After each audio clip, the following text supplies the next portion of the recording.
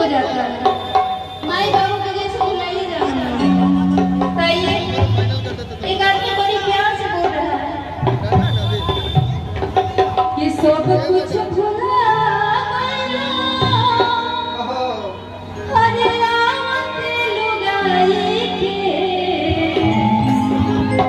सब कुछ भुला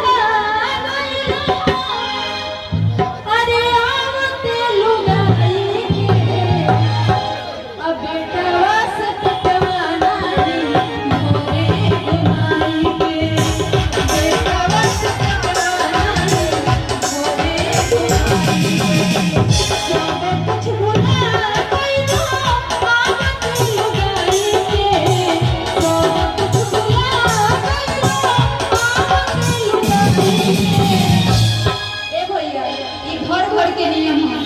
एगो हमरा तहरा घरे के ना सब के घर में बाप दादा संत ऐसे होता। अभी के डेट में 1% लोग बा जो अपन माई बाबू के भगवान मानेला।